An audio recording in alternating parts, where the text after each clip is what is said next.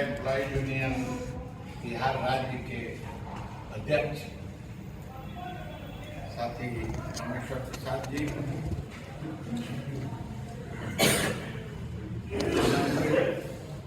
साथी उत्पल जी, मंच पर आसीन अन्य पदाधिकारीगण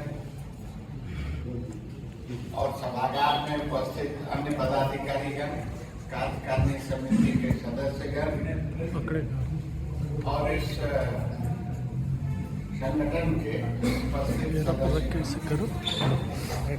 आप सबों का मेरी ओर से और federation of bank of India staff union की ओर से आज की इस बैठक में स्वागत करता हूं, अभिनंदन करता हूं और आप सबों के प्रति आभार भी व्यक्त करता हूं। मैं विषयों पर बात रखूं इससे पहले मैं थोड़ा एक अपनी ओर से स्पष्टीकरण देना चाहूँगा। आज की उपस्थिति कम होना और ये बैठक करने का संवाद सभी साथियों तक नहीं जाने का कारण मैं भी एक ये मैं आपसे बतलाना चाहता हूँ, क्योंकि बैंक ऑफ इंडिया के अंदर हम लोगों ने एक दिवसीय हड़ताल की घोषणा की थी 24 जनवरी को 27 और ये 24 को तय हुआ कि अब आगे हड़ताल शाम तक नहीं हो। उसके पहले हम लोग पूरी तैयारी में लगे हुए थे पूरे देश में कि हम बैंक ऑफ इंडिया के अंदर हड़ताल को कैसे सफल करें और आगे का कार्यक्रम को भी हम कैसे सफल करें। तो यानी जब मैं 25 तारीख को लौट कर आया तो आने के बाद मुझे भी कुछ व्यक्तिगत काम था यहाँ पटना में, तो मुझे आना था। तब मैंने प्रफुल्ल को बोला, यानी मैंने 26 तारीख के शाम में बोला कि मैं पटना आऊंगा, यदि संभव है तो एक बैठक आयोजित करेंगे, तो हम लोग आपस में संवाद करेंगे। और मैं भी चाहता हूँ कि पटना में एटलीस्ट जो पोस्टेड साथी लोग हैं उनके साथ एक संवाद हो और हम लोग एक दूसरे को जानने समझने की कोशिश करें इन मुद्दों पर। व्यक्तिगत रूप से हम एक दूसरे को जाने वो अलग बात, लेकिन संगठन के जो मुद्दे हैं उसको हम जानने समझने की कोशिश करें। तो ये 26 के शाम की बात है और उसके बाद इन्होंने तय किया होगा, कोशिश किया होगा, जगह वगैरह भी ठीक किया और ये कोशिश की। मैं इस कोशिश के लिए सराहना करता हूं और मैं निराश नहीं हूं। देखिए, भीड़ अगर बहुत है और वो भीड़ समझने लायक नहीं है तो भीड़ किसी काम का नहीं। मैं चाहूंगा कि आप मुद्दों को समझें। जो नहीं आए हैं उनको भी आने के लिए समझना चाहिए था।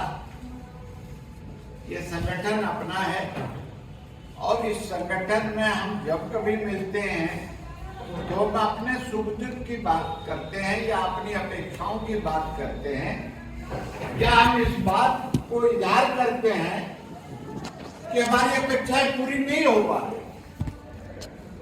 ये शायद आप प्रबंधन के पास नहीं कर पाते। अगर आपको मौका ले लिया जाए तो शायद आप इजहार नहीं कर पाएंगे अपनी अपेक्षाओं का और आकांक्षाओं का, दोनों में से किसी का नहीं कर पाएंगे। लेकिन इस मंच पर आपको पूरी आजादी है, क्योंकि आपके लिए ये संगठन है, आपका संगठन है, आपके द्वारा बनाया गया संगठन। ये डेमोक्रेसी जैसा नहीं है कि डेमोक्रेसी की जो परिभाषा है ये लोगों के लिए है, लोगों का है, लोगों के द्वारा बनाया गया। लेकिन डेमोक्रेसी ये कहा जरूर गया था, लेकिन उसके बाद ये भी कहा गया कि ये डेमोक्रेसी जो है वो गवर्नमेंट ऑफ फूल्स है। ये भी कहा गया। पढ़े लिखे हम लोग सब लोग पढ़े लिखे। यह एक ऐसा मंच है जहाँ अपनी अभिव्यक्ति की आजादी तो है ही, साथ साथ आप अपने सोच विचार और अपने अनुभवों को साझा कर सकते हैं लोगों के साथ और करते भी रहते हैं। और इसका लाभ संगठन को मिलता है और उस लाभ को हम उठाना चाहेंगे। इसलिए मैं ये बात कहना उचित इसलिए समझा कि कहीं ये गलतफहमी मुझे लग रही है कि ये छुप के कोई तैयारी हुई मीटिंग। ऐसी बात नहीं है। मीटिंग लोगों के लिए उसमें छुपकर तैयारी होने की बात नहीं है, समय की कमी नहीं। लेकिन पटना शहर में काम करने वाले लोग, अब आज आप एक बात सोचे, अगर मैनेजमेंट आज डिसीजन लेती कि बैंक को हम खोलेंगे तो कितने लोग नहीं आते पटना शहर में नौकरी करने वाले, कितने लोग ब्रांच में नहीं आते। कल ही वो नोटिस देते कल बैंक खुला है, आप जाते कि नहीं जाते?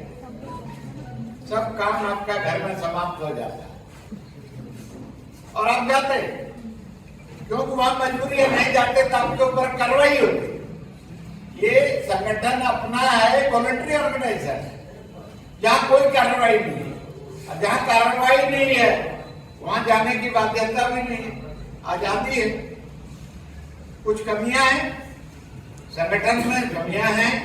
ये मैं कहूं अगर कि कमियां नहीं है तो मैं गलत बोलूंगा। तो वीकनेसेस जो हमारे अपने संगठन के हैं, उस वीकनेसेस को भी दूर करने का काम किनका है? किसका? मैनेजमेंट का, ना और किसी संगठन का, ना और किसी राज्य वालों का। किसका काम? क्या हम उसको दूर करने का कोशिश कर रहे हैं? हम नहीं कर रहे, बल्कि हम उन दूरियों को बढ़ाने का काम कर रहे हैं। और इसी का मदद लेकर के तो मैं अपने को अगर शक्तिशाली समझता हूं तो मेरे जैसा बेवकूफ दुनिया में कोई नहीं, कोई नहीं। मैं किसी के मदद से अगर सुरक्षित हूं तो मेरे जैसा बेवकूफ कोई नहीं है अपने को शक्तिशाली समझने। मैं खुद अगर सक्षम हूं और खुद पर मेरा भरोसा है और खुद की कोई हैसियत है, तभी हमारी कुछ उपलब्धि। ये कब होगी? हर सदस्यों का होना चाहिए, हर सदस्यों की ये स्थिति होनी चाहिए। खैर एनीवे, संगठन में थोड़ी बात बाद में करेंगे, पहले हम मुद्दों पर बात करते हैं। मुद्दा वहां से मैं शुरू करना चाहूंगा कि हम लोगों ने आंदोलन का कार्यक्रम क्यों तय किया और आंदोलन का आह्वान क्यों किया बैंक ऑफ इंडिया। अभी फिलहाल अभी आंदोलन समाप्त नहीं हुआ। हमारे मुद्दे क्या थे, इसको जानने और समझने के लिए आपको थोड़ा पीछे चलना पड़ेगा। बहुत सारे आपने जितने प्रश्न किए सबों का जवाब उसी में है। प्लीज 2019 में चलना पड़ेगा। 2019 में हम लोगों ने कोशिश की, कुछ मुद्दों को प्रबंधन के सामने रखा और वो मुद्दे कमोबेश वही सब चल रहे। जब हमने कोशिश की वार्ता के माध्यम से हल निकालने का और हल नहीं निकला, तो संगठन के सामने कोई दूसरा विकल्प नहीं था इसको छोड़कर कि हम आंदोलन का आह्वान करें और पूरे देश के अंदर बैंक ऑफ इंडिया में काम करने वाले लोग अवार्ड स्टाफ की संख्या बैंक ऑफ इंडिया में कितनी है, कितने लोगों को पता है? 20,000 कुछ, 18 अवार्ड स्टाफ संख्या नहीं, क्या 27,000 से ऊपर है। आज भी कम करते करते भी 27,000 से ज्यादा। उसमें आपकी federation of bank of India staff unions की मेंबरशिप कितनी है? 23,000 कितना है? 23 या 20? अभी 23 नहीं है, अभी 23 नहीं है, लेकिन 22 है। 23,000 कुछ था, वो कम हो गया। अभी प्रमोशन वगैरह होने से हो सकता है रिक्रूटमेंट होगी, फिर बढ़ेगी, अलग बात है। तो आप जिस संगठन से बिलोंग करते हैं वो रिप्रेजेंट करता मोर देन 84% वर्कमैन एम्प्लॉयज इन बैंगलोर। आपकी जिम्मेदारी ज्यादा है। वह अवार्ड स्टाफ के कंडीशंस ऑफ सर्विस को सुधारने या उनके वर्क एनवायरनमेंट को बेहतर रखना या वर्क कल्चर जो है उसको बेहतर बनाने का काम किसका है? आपको लगता है कि बैंक की प्रबंधन इस बात के लिए चिंतित है कि आपका वर्क एनवायरनमेंट आपके लायक हो, आपका वर्क कल्चर आपके लायक हो? ऐसा लगता है? आपका सर्विस कंडीशन आपकी अपेक्षा का हो या आपकी अपेक्षा से भी बेहतर हो? आपके ऊपर वर्कलोड कम हो? ऐसा आपको लग रहा है कहीं? क्या किसको लग रहा है? कोई हो सकता है, एक दो आदमी हो जो मैनेजर साहब के कृपा दृष्टि से मैनेजर बदल जाता है तो वही सर्टिफिकेट चिंता पड़ जाता है। मैनेजर है तो उसको चल गया 1 साल 2 साल, दूसरा कोई आ गया तो नहीं की समस्या फिर खड़ी हो जाती है। तो ये गलतफहमी है, जिसको मृग तृष्णा बोलते हैं। तो हमारी इशूज क्या है? हमने पहले ये समझने की आप कोशिश करी और यही समझाने की मैं कोशिश कर रहा था। क्या कहा? और जब मैंने इस आंदोलन का आह्वान किया तो हम लोगों ने करीब बहुत सारे आधे यूनिट्स में हम लोगों ने मार्च मीटिंग की। याद नहीं आ पाया था, अलग बात है, पर बाकी राज्यों में कई जगहों पर हमने मार्च मीटिंग की और जहां जहां मार्च मीटिंग की बहुत अच्छी अटेंडेंस थी। और इसका इफेक्ट ये हुआ कि पूरे देश के अंदर जब आंदोलन हमारे शुरू हुए तो जिस तरह से भीड़ लगनी शुरू हुई प्रदर्शन में और विरोध के कार्यक्रम में, वह एक अभूतपूर्व सफलता जैसी दिख रही। आप लोगों ने भी देखा होगा सोशल मीडिया, जिस तरह से लोग डेमोन्स्ट्रेशन में जोनल अफसर्स के सामने जमा हो रहे। ऐसा लग रहा था लोग की मोबिलाइजेशन की बात है। मोबिलाइजेशन की बात नहीं है। मोबिलाइज आप कब होंगे? कब होंगे? 2 ही कारण से आप मोबिलाइज होंगे। डर से मोबिलाइज होंगे। क्या आपको डर है कि हम नहीं जाएंगे तो मेरे साथ समस्या पैदा हो जाएगी, तो उस डर से आप वहां पहुंच जाएंगे। और मैं नहीं चाहता कि किसी संगठन में आप भय से उपस्थित हो या भय से किसी आंदोलन में शामिल हो। ये मैं इसका कभी समर्थक नहीं रहा, न रहूंगा। या दूसरा है कि आप अगर मुद्दे से जुड़ते हैं, मुद्दे को आप समझकर यदि उससे जुड़ जाते हैं तो उस आदमी को ये फोन करके कहना नहीं पड़ेगा कि आज डेमोन्स्ट्रेशन है, आपको आना है। ये कहना नहीं पड़ेगा, वो खुद वहां पहुंच जाएगा। वर्षा होती रहे, धूप रहे, जाड़ा रहे, कुछ रहे, फॉग लगा हुआ रहेगा, अंदर उस समय दिखाई नहीं देगा, तब भी वहां हाजिर रहेगा। तो आपको मैं थोड़ी बातें समझाने की कोशिश कर रहा हूं। समझेंगे तो उसका लाभ आप ही को मिलेगा, नहीं समझेंगे तो उसका नुकसान भी आप ही को भुगतना पड़ेगा। इच्छा आपकी, आप जैसा करते। अब वह मुद्दा क्या है? रिक्रूटमेंट की पहला मांग की।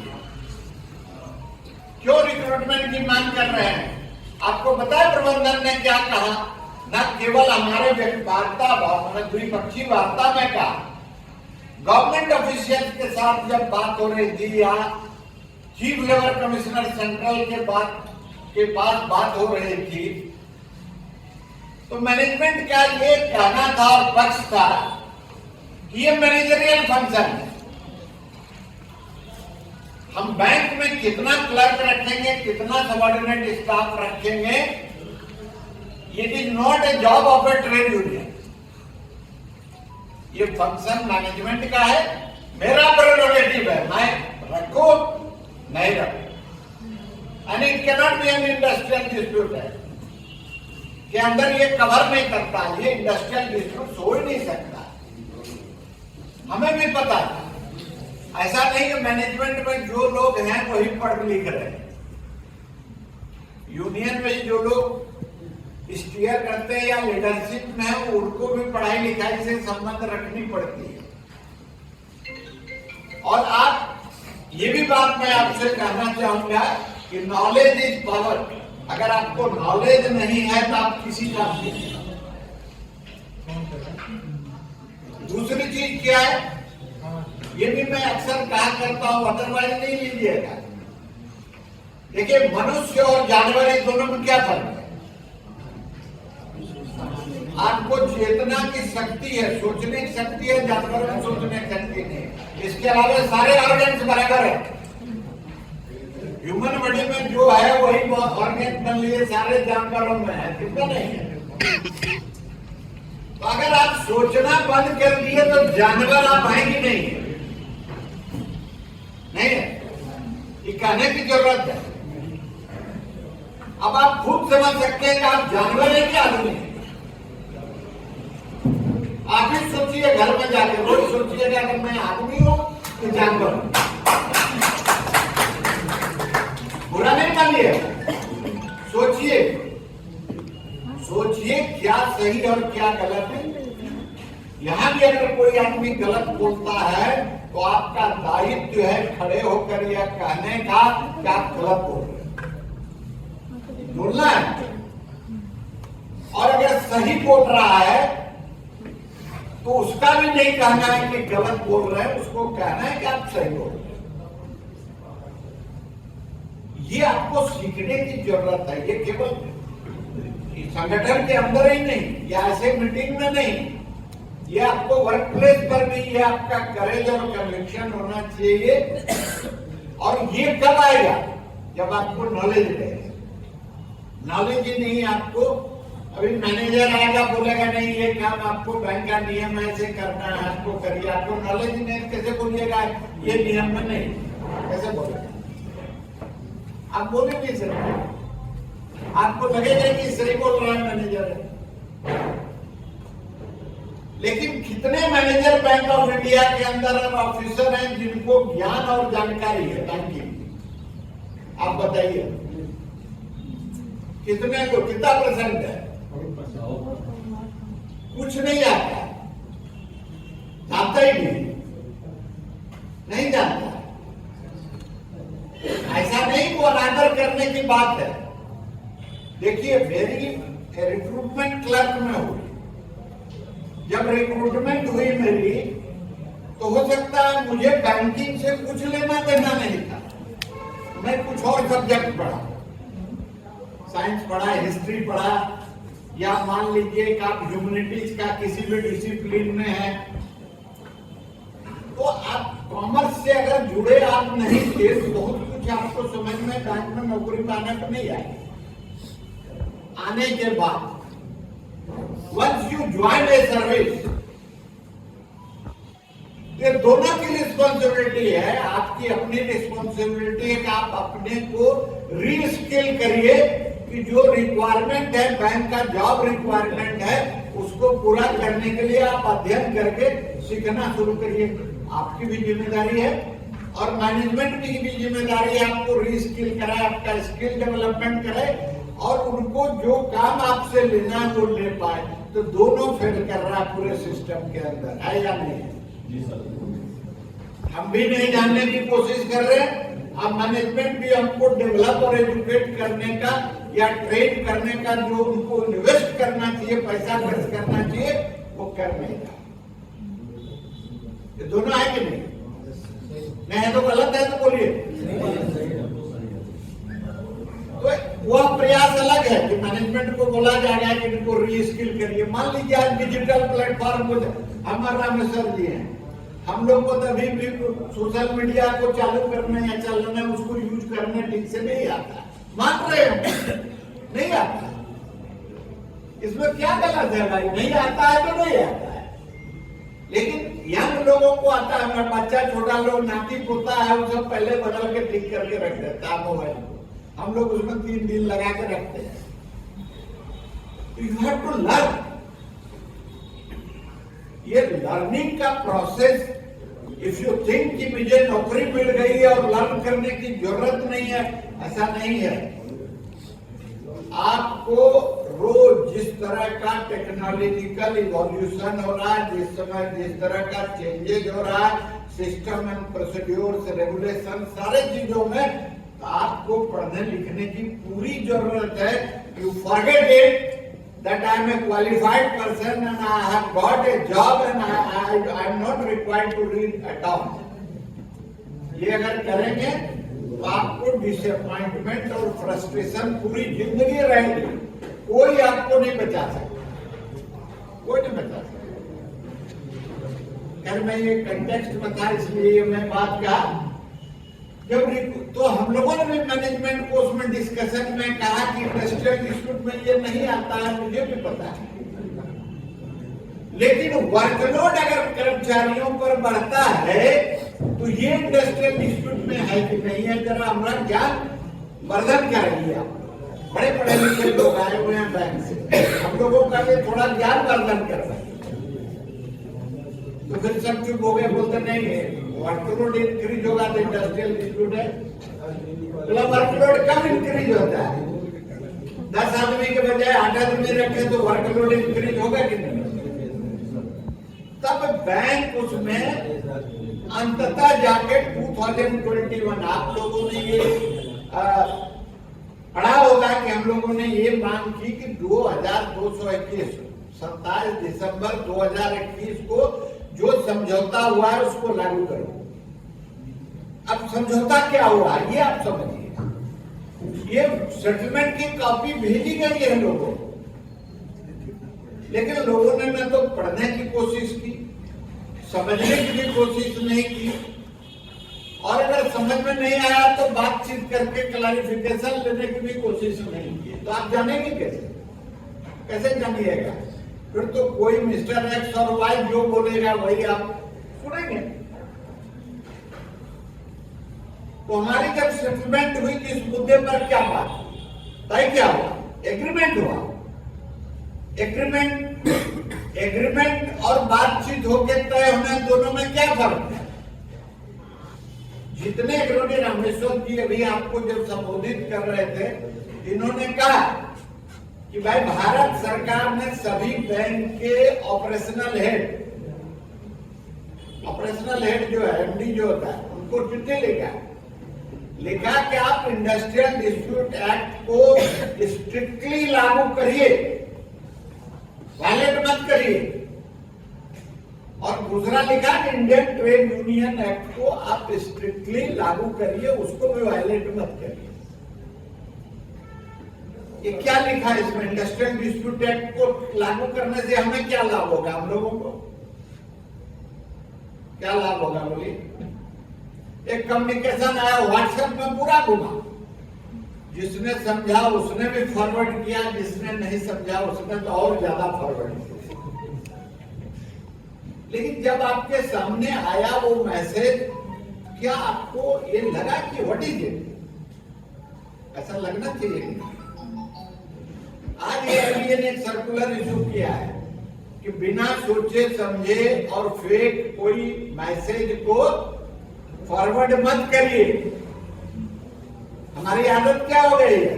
टेलीविजन रोज सुनते हैं तो पहले ही जब आप बोलेंगे उसको, जिस चैनल को बोलेंगे हमारा चैनल है जो सबसे पहले खबर पहुंचाता है लोगों को, हर चैनल बोलता है कौन पहले पहुंचाता है इसका फैसला आज तक नहीं हुआ। लेकिन कहता सब है कि हम सबसे पहले पहुंचाते हैं। वही हालत है हमारी और आपकी जब व्हाट्सएप में फॉरवर्ड करते हैं, आया फॉरवर्ड, पढ़ा भी नहीं, उसके पहले फॉरवर्ड कर दिया। अरे भाई, ये फॉरवर्ड करने का है या नहीं, ये नहीं देखने का जरूरत है? क्यों नहीं है? देखते हैं क्या? नहीं देखते। इसलिए आज circular all India bank employees association issue करनी पड़ी। दूसरा, कुछ एलिमेंट ऐसे हैं हमारे और आपके बीच ही, जिनके लिए फन और एंजॉयमेंट है झूठा खबर फैलाना। गांव में भी रहता है लोग, सब समाज में भी कुछ लोग ऐसे रहते हैं गांव में, जिनके बारे में हर कोई जानता है कि ये झूठ शायद दिन भर बोलते हैं। रहता ही नहीं रहता। तो हमारे बीच नहीं, ऐसा नहीं, हमारे बीच भी अद्भुत लोग हैं, उनका काम ही वही है, काम ही वही है, हमारे आपके बीच कंफ्यूजन पैदा करने का, करते रहते हैं। तो ये जो अभी आईडी एक्ट की मैं बात कर रहा था, क्यों बोला लागू करो? ये सेटलमेंट जितना साइन होता है ये इंडस्ट्रियल डिस्प्यूट एक्ट के तहत होता है, और समझौते 2 सेक्शन के अंदर होते हैं। एक होता है सेक्शन 18 के अंदर। 18 के अंदर कब होता है? जब 2 पक्ष आमने सामने बैठ करके और सेटलमेंट कर लेता है, तीसरा पक्ष नहीं होता। तीसरा मतलब लेबर मैशनरी उसमें इन्वॉल्व नहीं है, गवर्नमेंट का ऑफिसर।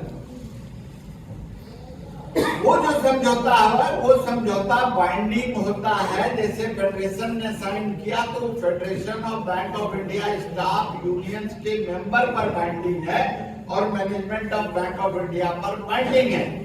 लेकिन कोई अगर दूसरा एक यूनियन है उस पर बाइंडिंग नहीं है। आप समझ रहे बात को? नहीं क्लियर होगा? डाउट है कुछ क्या? दूसरा साइन होता है सेक्शन 12 के अंदर, 12(3). वो जब आप कंसिलिएशन में मैटर रहता है लेबर कमिश्नर के ऑफिस में, चीफ लेबर कमिश्नर या लेबर कमिश्नर के ऑफिस में, तो वहां वो चीफ लेबर कमिश्नर भी उस समझौते को दस्तखत करता है, साइन करता है कि मेरे समझ ये समझौता साइन हो। वो केवल जिसने साइन किया उसी पर लागू नहीं है। पहला क्या है? Federation of bank of India staff unions के मेंबर्स के ऊपर लागू होगा। लेकिन 12(3) में जब साइन करेंगे तो ये लागू होगा entire workman employ in bank of India, whether he और she is a member of this union और नॉट। दोनों के जो लीगल वैल्यू है या लीगल मेरिट्स हैं उसको मैंने डिफरेंशिएट करने की कोशिश किया। तो ये जो समझौता हमारी क्या मैनेजमेंट के साथ हुई वो 12(3) में हुई है, जो सब पर लागू है, और कानूनी तौर से हायर पेडेस्टल पर है जिसकी enforceability. Even supreme court of India ने ये कई फैसलों के माध्यम से कहा है कि ये जो समझौता होता है इस समझौता को डिस्टर्ब किसी भी परिस्थिति में नहीं की जा सकती। कोई भी लीगल फोरम उसको अपेड करता है। मैं और उदाहरण बाद में दूंगा। तो रिक्रूटमेंट पर जब इतनी बातें हुई तो समझौता क्या हुआ? मैनेजमेंट, आप मानते हो नहीं? पहली बात है कि बैंक ऑफ इंडिया में क्लर्क की कमी है, मानते कि नहीं? इसमें लोग कौन ऐसा आदमी है जो बोले नहीं है कमी? है कोई कमी है? इस मुद्दे को अगर उठाई गई, इस मुद्दे पर सरकार का क्या रवैया है और आपके प्रबंधन का क्या रवैया है, ये भी जानना जरूरी है। लेकिन पहले मैं समझौते के शर्त को बतला देता हूं। हमारा कहना ये था कि आप जो क्लर्क के रिक्वायरमेंट को एसेस कर रहे हो बैंक ऑफ इंडिया के अंदर, कोई साइंटिफिक बेसिस नहीं। जो पुराने साथी लोग हैं उन दोनों बैंक ऑफ इंडिया के अंदर एक डिपार्टमेंट हुआ करता था, वो डिपार्टमेंट का काम ही था मैन पावर असेसमेंट करना। आज वो डिपार्टमेंट खत्म हो गया, किसी बैंक में नहीं। अभी जो असेसमेंट हो रहा है क्या है? अब रामेश्वर जी बराबर आपको रेफरेंस देते होंगे कि खंडेलवाल कमेटी का रिकमेंडेशन, आज भी उन्होंने नाम लिया। क्या बोला खंडेलवाल?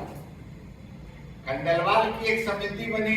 खंडेलवाल को तो आप लोगों ने सुना भी नहीं होगा। हम लोग जब थे तो खंडेलवाल तब जॉब में था। अब बाद में वो बैंक ऑफ बड़ौदा का एमडी बन के रिटायर किया खंडेलवाल। उनके खिलाफ हम लोग बैंक ऑफ बड़ौदा के सामने बहुत नारा लगाया करते थे। पूरा एंटी वर्कमैन था पूरा खंडेलवाल। तो भारत सरकार ने एक समिति बनाई, उस समिति का अध्यक्ष खंडेलवाल को बना दिया। उसके साथ रखा किसको? विद्वान लोगों को रखा, मूर्ख को रखा नहीं। हम लोग तो मूर्ख में हैं। अरे हम लोग तो मूर्ख ही है ना। मूर्ख नहीं रहते तो खंडेलवाल जैसा आपको उसको नहीं रहते। नाम था एक भूतलिंगम आया, वो तो अलग था। ये खंडेलवाल है तो इसके साथ रखा किसको? एक आईआईटी के प्रोफेसर को रखा। आईआईटी वाले को तो इंटेलिजेंट टैलेंटेड सब मानता है ना।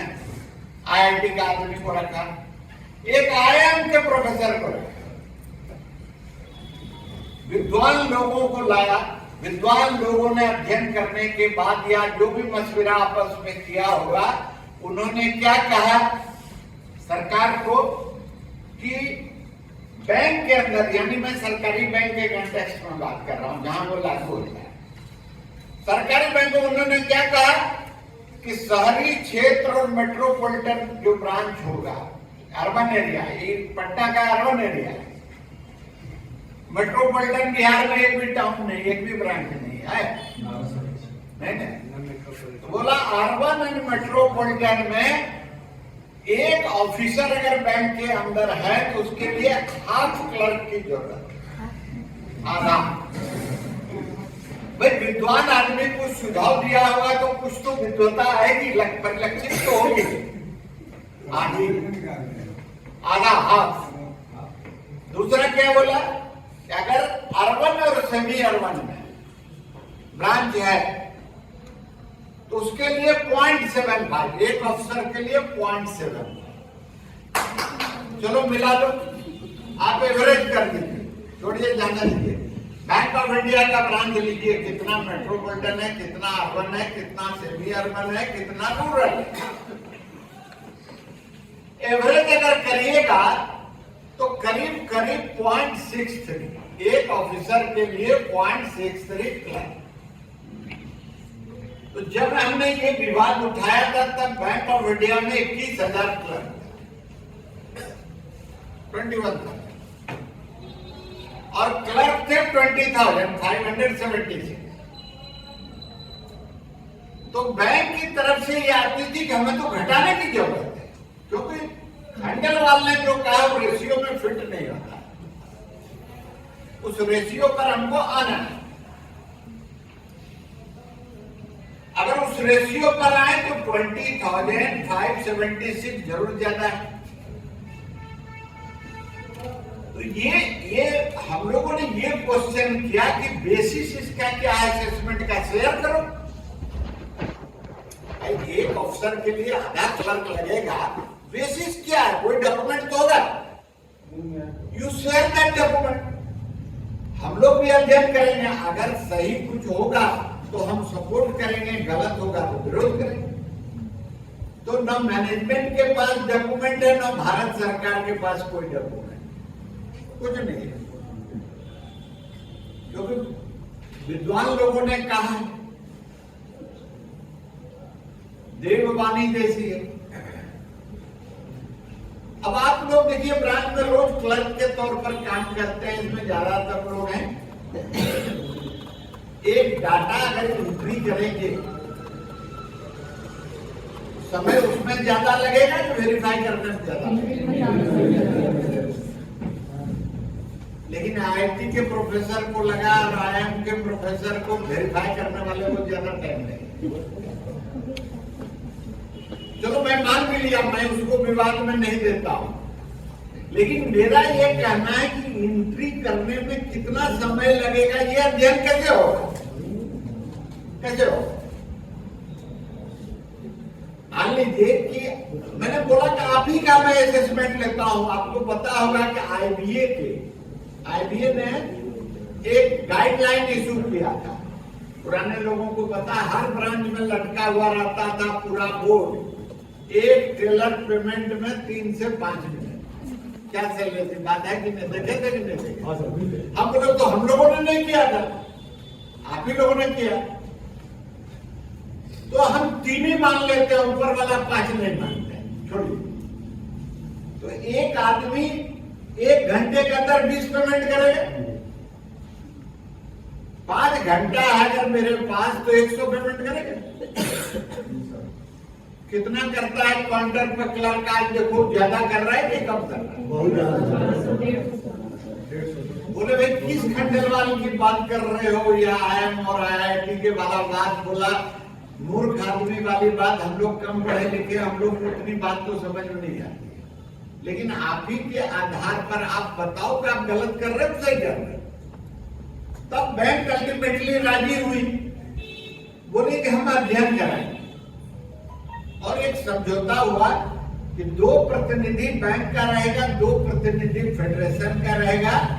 चारों मिलकर के पूरे सैंपल साइज डिसाइड करके पूरे बैंक के अंदर अध्ययन करके एक रिपोर्ट सबमिट करेंगे कि बैंक ऑफ इंडिया के अंदर कितने क्लर्क की जरूरत है। ये एग्रीमेंट हुआ, ये 21 में एग्रीमेंट हुआ दिसंबर में। 22 पूरा बीत गया, बैंक ऑफ इंडिया की मैनेजमेंट ने उस पर कोई कार्रवाई या कदम उठाने की कोशिश नहीं की, डिस्पाइट कि हम लोग समय समय पर उसको आग्रह करते रहे, रिमाइंडर देते रहे। अभी हम लोगों ने कहा ये वायलेशन ऑफ सेटलमेंट है। आप एग्रीमेंट किए हो तो मिलकर अध्ययन करेंगे, आप नहीं कर रहे हो, वायलेशन है या नहीं? अभी जो ये हड़ताल में 24 तारीख को CLC के सामने बात हुई, प्रबंधन एग्री किया कि हम इसके साथ अध्ययन करेंगे, पूरे टीम को हम पूरा बैठा के डिस्कस करा के अध्ययन करवाएंगे। हम ये आपको हम विदिन 2 मंथ्स हम कंप्लीट करेंगे एक्सरसाइज, ऐसा उन्होंने कहा और बैठक के लिए बुलाया। चलिए आगे क्या होगी नहीं होगी मैं भी नहीं जानता, क्योंकि फिर कोई बुद्धिमान आ जाएंगे उस बीच में। अब विद्वान लोगों की तो कमी है ही नहीं, आ जाएंगे तो देखा जाएगा। तो ये पहला मुद्दा था, और इसलिए इसका रेफरेंस हमने दिया। जितनी बातें आप करो, आपने रिक्वेस्ट ट्रांसफर की बात की, रिक्वेस्ट ट्रांसफर कब होगा? रिक्वेस्ट हमको किसी को, आपको, हम लोग तब नौकरी में नहीं, आपको अगर बैंक ने बहाल किया है, बॉन्ड किया है, तो अब काम कराने के लिए क्या हुआ कि आपको घर पर ले जाकर रखने के लिए किया? आप बोलिए, छोड़ दीजिए, अभी भूल जाइए, कुछ ऐसे नहीं एम्प्लॉय सोचिए, घर की जिम्मेदारी भूलिए। अगर हमको अपॉइंट किया है बैंक काम कराने के लिए, जहां जरूरत होगी वहां काम कराएगा कि हमको सबको घर भेज देगा?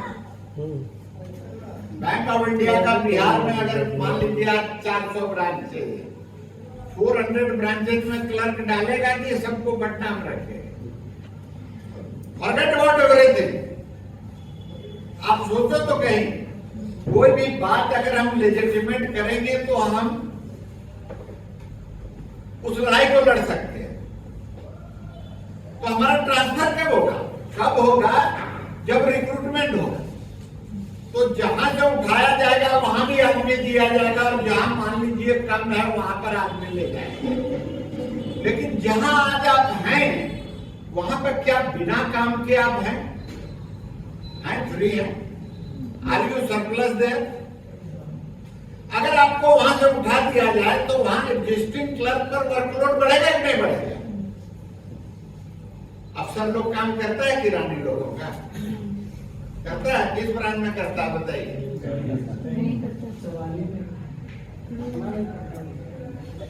करता है? ये उत्तर आप दीजिए, आप समझिए। देखिए मैं गलत बोल रहा हूं तो आप बोलिए।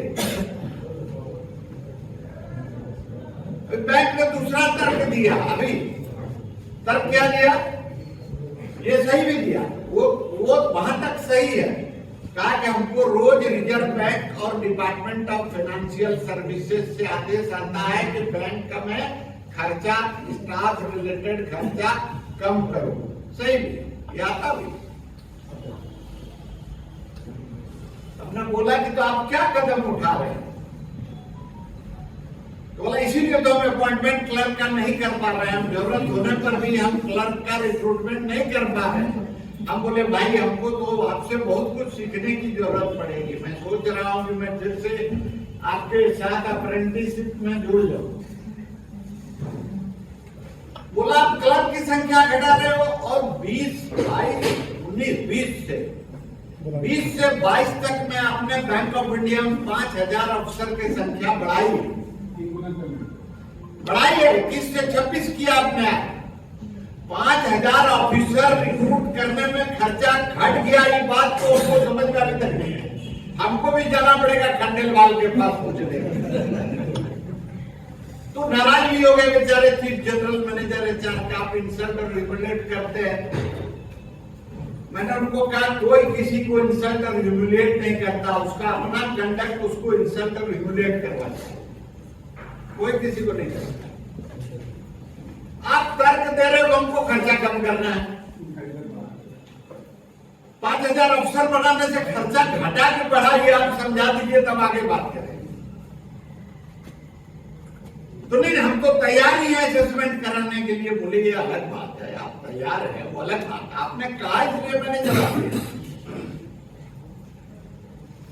तो ऑफिसर बढ़ाए यार, तो ऑफिसर हमारा वर्क शेयर करेगा, वर्कलोड शेयर करेगा, तो कुछ हद तक मेरे दिमाग में ये बात आएगी कि इनको रखा गया है मेरा काम करने, होगा नहीं, मेरी वर्कलोड नहीं बढ़ेगी। How are you going to assure me कि मेरा वर्कलोड नहीं बढ़ेगा? मैं तो पा रहा हूं मेरा वर्कलोड बढ़ रहा है। तो एनीवे, ये बात की बात है, सब तो लड़ते रहेंगे, फैसला भी करेंगे, लेकिन अभी ये बात तय हुई, ये पॉइंट आपको समझाया। और मैं रिक्वेस्ट ट्रांसफर की बात कर रहा था। रिक्वेस्ट ट्रांसफर आपको बात आई तो उसके अंदर आपने ये गोवा के मीटिंग में जरूर डिस्कस हुई, क्योंकि मैनेजमेंट ने जो मेरे पास लाया प्रस्ताव, सुन लीजिए आप लोग भी अच्छे से। पटना में जो लोग बड़े आराम से रह रहे हैं, अगर मैनेजमेंट के प्रस्ताव को हम लोग मान लेंगे तो आप अपनी स्थिति पर खुद गौर करिएगा करना चाहिए क्या होने वाला है।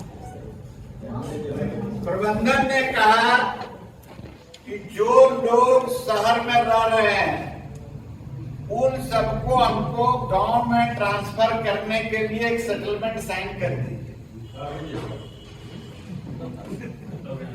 सुन लीजिए, जो अभी गांव में है वो तो सोचेंगे कि इनका ट्रांसफर होगा तो हम आ जाए, सोचिएगा जरूर, हम भी सोचेंगे। लेकिन आप ऑफिसर का तो ट्रांसफर होता है। कितने ऑफिसर को आपने पाया कि गांव से ट्रांसफर किया और पटना में ट्रांसफर किया? हो सकता है उसको निसारपुरा से ट्रांसफर करेगा और गया में उधर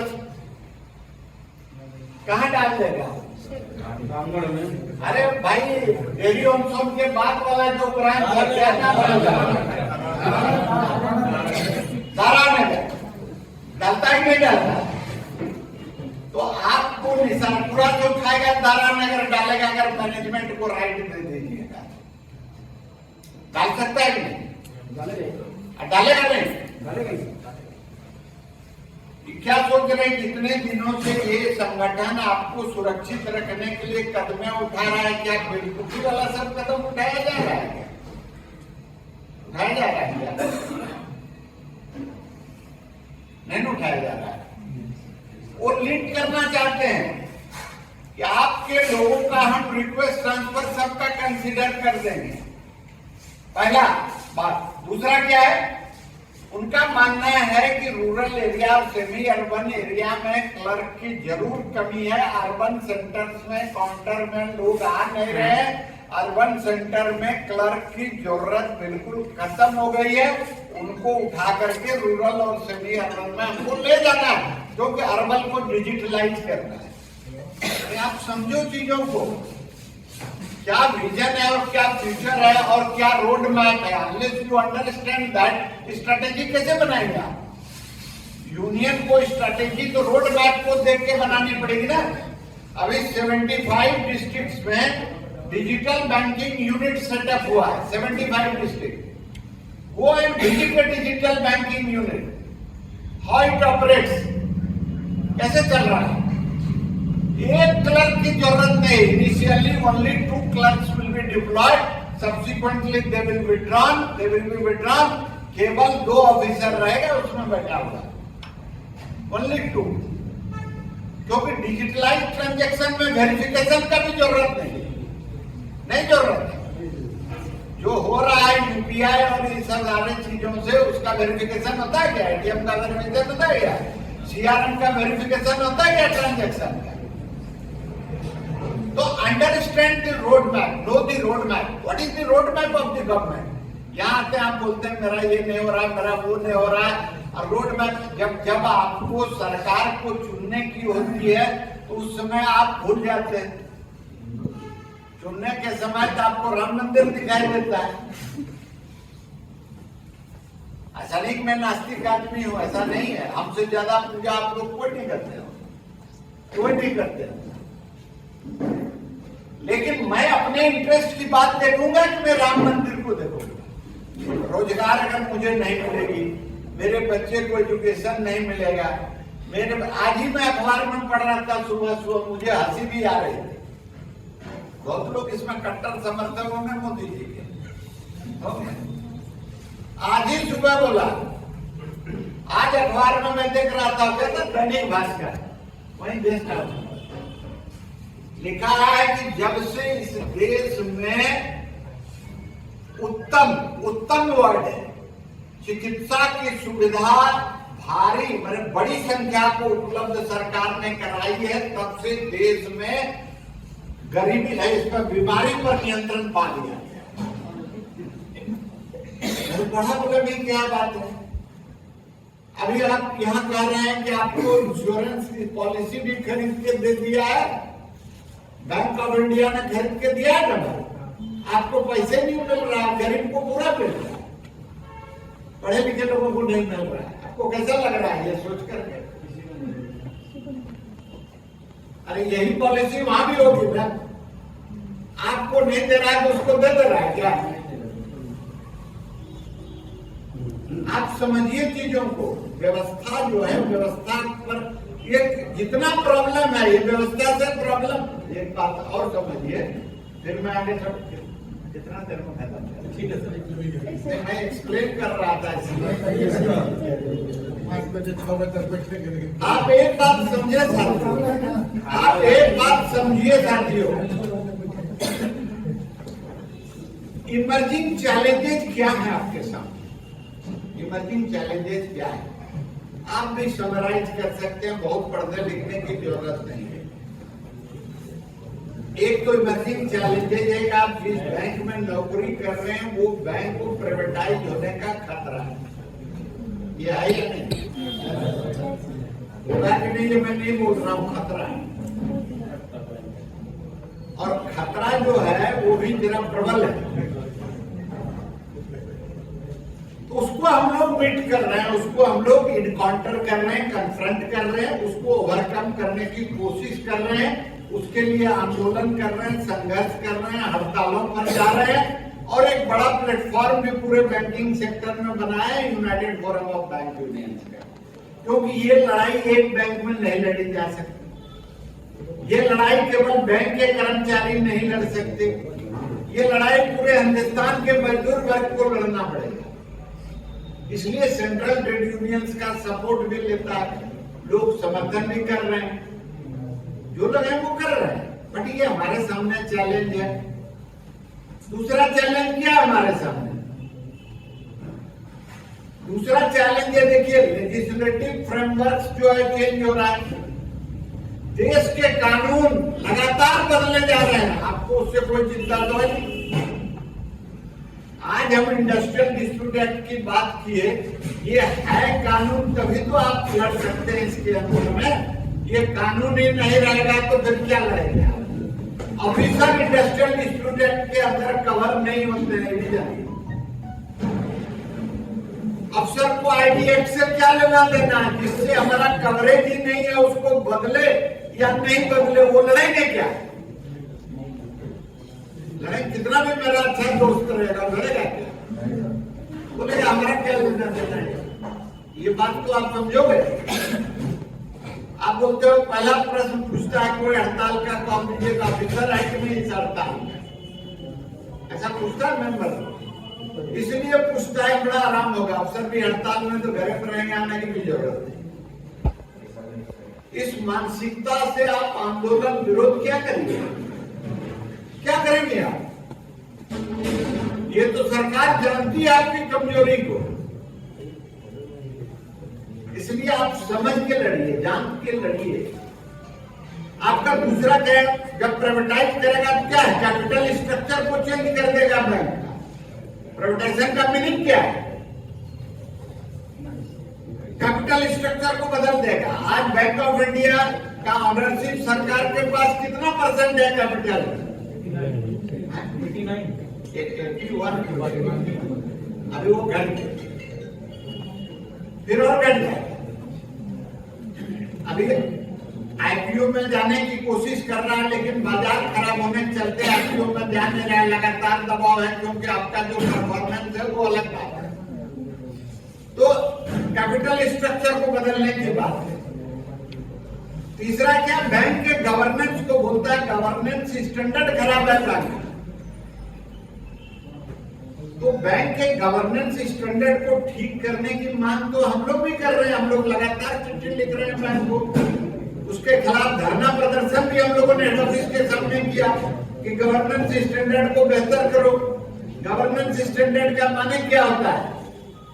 उन्होंने बोला ऑडिट को पहले इसको मजबूत करो, विजिलेंस को मजबूत करो। जब हमने कहा कि ऑडिट को मजबूत करो, विजिलेंस को मजबूत करो, तो अधिकारी संगठन ने कहा कि हमारे काम में दखल दे रहे हैं। तो मैं क्या लिखूंगा? ऑडिट को पूरा खत्म कर दो बैंक ऑफ इंडिया से। कोई भी सेंसिबल आदमी क्या बोलेगा? मैं ऑडिट को स्ट्रेंथन करूं। ऑडिट और इंस्पेक्शन अगर स्ट्रेंथन होगा तो बैंक का हेल्थ खराब होगा। विजिलेंस को अगर मजबूत करिएगा तो करप्शन फ्री रहेगा। तो इसका विरोध कौन करेगा? जानते हैं जो करप्ट लोग हैं वही विरोध करेगा, नहीं कि कौन विरोध का आवाज उठाना है? ईमानदार आदमी उसका विरोध क्यों करेगा? अगर हम करप्शन को मिटाने की बात करें तो बेईमानी आदमी उसका विरोध करेगा ना, कोई ईमानदार आदमी करेगा? हमको नहीं लगता है ईमानदार आदमी कोई भी करेगा। तो आप इन बारीकियों को समझिए कि आपके सामने खतरे थे। गवर्नमेंट अगर बैंक का हेल्थ खराब हो जाएगा तो आपको जॉब रहेगा? नहीं रहेगा। उसके लिए क्या क्या और कदम बैंक उठा रहा है? तब से सरकार उठा रही है, कंसोलिडेशन का कदम उठा रही है, मर्जर का उठा रही है, कई और कदमें उठा रही है, लॉस मेकिंग ब्रांचेज को बंद करने की बात कर रही है। Lot many things are there. Daily हम लोग कन्फ्रंट कर रहे हैं मैनेजमेंट को, डेली कन्फ्रंट कर रहे हैं। हो सकता है आपको इमीडिएट उससे कोई लॉस दिखाई तुरंत नहीं देती होगी, बट वंस ब्रांचेज के क्लोजर बड़ी संख्या में होंगे तो उसके लॉस और इफेक्ट आप तक पहुंचेंगे नहीं पहुंचेंगे? नहीं पहुंचेंगे। बैंक बंद होगा, एक को दूसरे में मर्ज करेगा। कितना ब्रांच एक बंद हुआ? 4000 से ज्यादा ब्रांच बंद हो गया मर्जर और अमेरिकेशन के बाद। This is one of the reason for reduction in strength. आज बैंक ऑफ इंडिया में कितना क्लर्क है? आज की लड़ाई के चलते अभी भी बैंक ऑफ इंडिया में क्लर्क कितना है बताइए? कितना है बताइए? आज के दिन कितना है?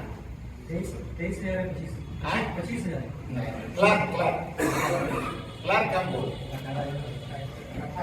नहीं 20,000 अभी भी 20,000 20 में भी 20,576 था, आज भी 20,000 है। रिक्रूटमेंट हो रहा है। क्लर्क की संख्या बढ़ ही नहीं रही, क्यों? प्रमोशन हो रहा है, रिटायरमेंट हो रहा है, एट्रिशन हो रहा है, लोग जॉब छोड़ के जा रहे हैं, उनका रिप्लेसमेंट कहां है? तो कुल मिला के भी ये एक्सरसाइज करना, आप इस एक्सरसाइज अगर बैंक नहीं करती है और जरूरत के हिसाब से क्लर्क का अपॉइंटमेंट बैंक में नहीं करती है, तो क्या ये मुद्दा आपका लड़ने का नहीं है? आप बताइए, लड़ने का है या नहीं है? इसमें तो चुप है सर, इसलिए बोला कि हम लोग को तो मिल ही गई है, अब बाद बाकी को मिले या नहीं मिले उससे मेरा क्या लेना देना है। और ब्रांच में किसी तरह से अपना वर्कलोड कम करने के लिए हम मैनेजर साहब के आगे पीछे करके हम कुछ अपना कम कर ही लेंगे, क्योंकि उस मामले में हमें क्या बोलता है उसको, कौन अलंकृत कुछ विरासत, महारत हासिल है, लेकिन कब तक? और ये रास्ता सही है क्या? ना कि रिक्रूटमेंट हो, सही संख्या में क्लर्क हो, काम का बंटवारा बराबर हो।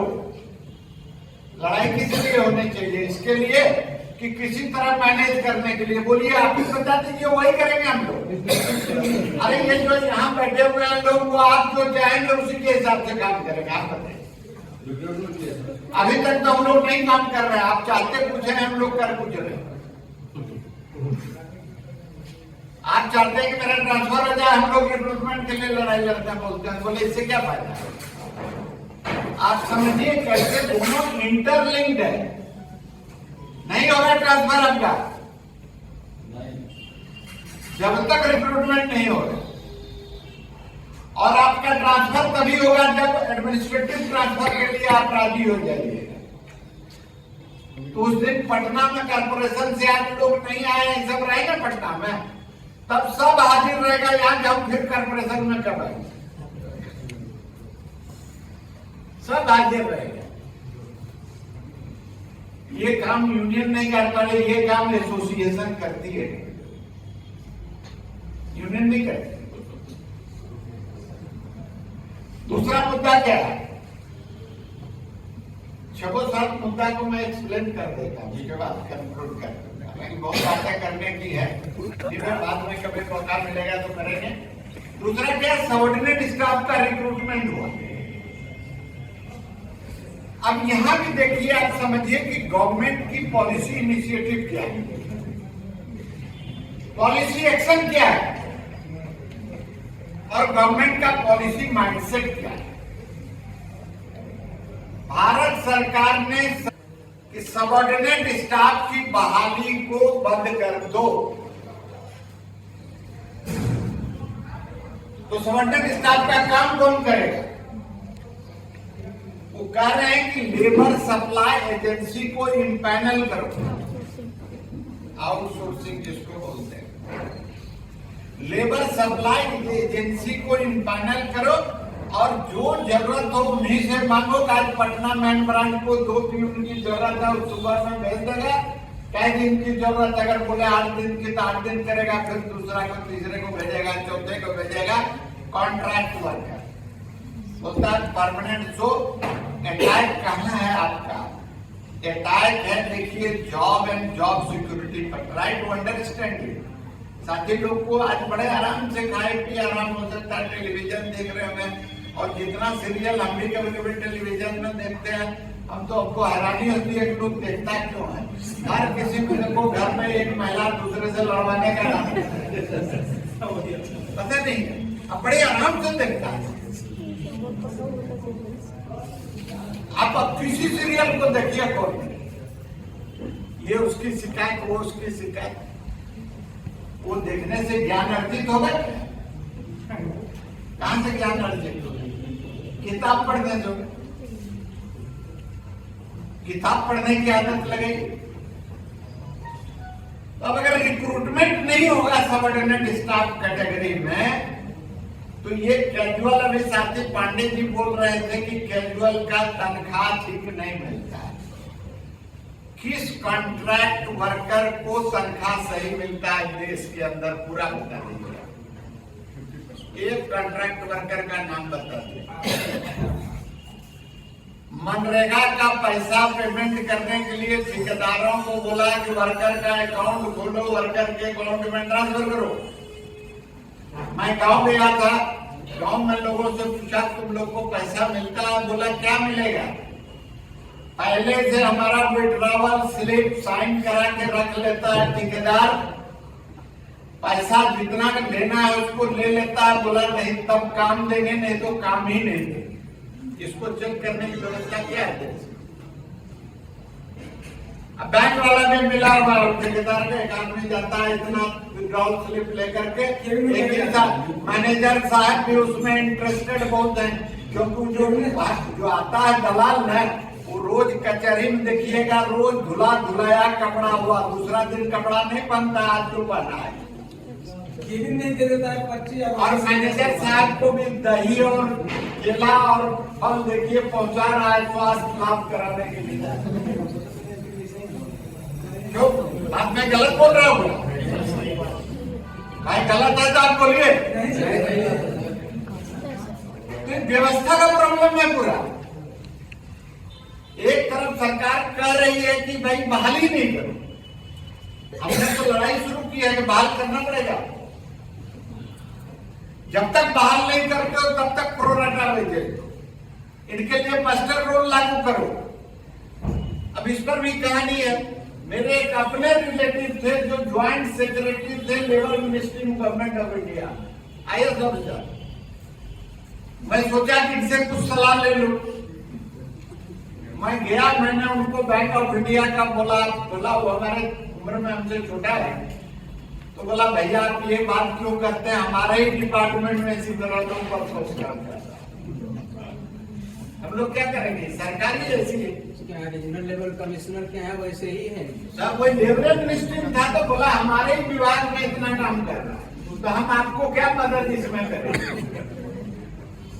तो आपको लड़ना किससे होगा? बात ये है कि बात वो नहीं है। तो आप जब देखिए सरकार जब चुनेंगे, आप सरकार कैसी चुन रहे हैं उसकी आइडियोलॉजी को भी तो आप सोचिए। आइडियोलॉजी की बात में क्या कर रहे हैं? इकोनॉमिक आइडियोलॉजी, कैपिटलिस्ट सिस्टम का अध्ययन करिए आप पूरे वर्ल्ड वाइड।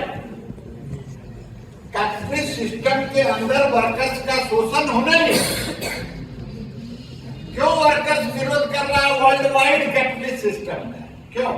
आपको उसका हिस्सा नहीं मिलेगा। आपका प्रोडक्टिविटी बढ़ाने की बात बैंक ऑफ इंडिया, आपका एक एम्प्लॉय एंगेजमेंट का सर्वे आपको दिया, HRMS से लिंक कर दिया, या तक नहीं आपसे प्रश्न पूछ रहा है, हम लोगों से पूछ रहा है क्या जवाब है? अब बोलिए आप क्यों यूनियन से पूछ रहे हैं क्या जवाब है? आपको पूछ रहा है कि आपको काम का बोझ ज्यादा है कि नहीं है, तो आप लिखिएगा कि ज्यादा है। इसमें भी पूछ रहा है कि हम क्या लिखें। अजीब हालत है। वॉशरूम है कि नहीं उसमें पूछता है क्या? अरे है तो लिखो, है नहीं है तो नहीं है। डर किससे रहे हो यार?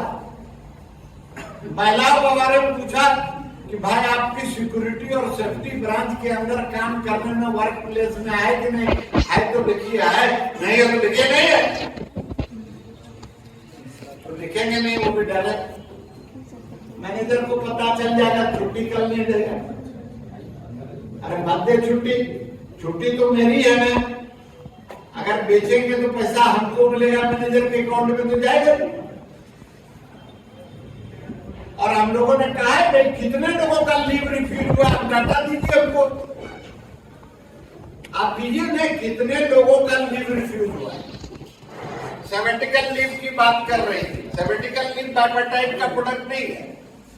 दोनों पक्ष के सहमति से सेबेटिकल लीव आया ही नहीं। सेबेटिकल लीव भारत सरकार ने महिलाओं के सुविधा के लिए लाए। क्या नियम है उसका? 5 साल से अगर सर्विस आपकी ज्यादा हो गई, आपकी पूछ रही 5 किस कारण से सेबेटिकल लीव मिलेगा उसमें लिखा हुआ है। चाइल्ड केयर भी इंक्लूडेड है।